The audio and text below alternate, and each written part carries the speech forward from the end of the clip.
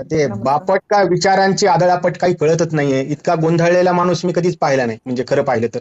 आणि कात्री घेऊन येतो तो दादा, म्हणतो आम्ही त्यांना, मोठं कितकं नाव, फेम आणि सगळ्यात मोठा, आणि कात्री घेऊन ते तोडायचा विचार, गाजर खाऊन टाकतो. म्हणजे याला बिग बॉस कसं काय दोन दोन वेळेला बोलवतो? खरं बिग बॉसचीच तपासणी व्हावी, या बापट दीपालीला आणलंय कशाला?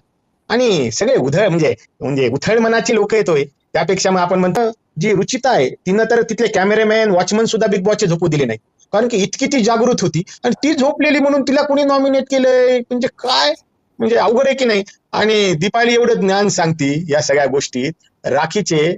राखी आणि रुचिता एकमेकाला भिडतात, तेव्हा दीपालीचं ज्ञान काही म्हणजे कुठे पेडगावला जाते का काय काम आहे? म्हणजे येड पाहून पेडगावला जाणं, आपल्याला पाहिजे ते हे करणं, आणि परत त्या सागरला सांगतो आता मी तुला अरे भाई, गेम असतो, तू एवढी मोठी अभिनेत्री, लोक तुला इतकं चाहतात, आणि तू अशा पद्धतीने वागत असशील तर ती रुचिता म्हणली काही अर्थ नाही हे असं हे करण्यात. आणि बापटला म्हणजे जावई आहे का, आता कोण आहे का, बिग बॉसच बापट आहे असा मला संशय यायला लागला.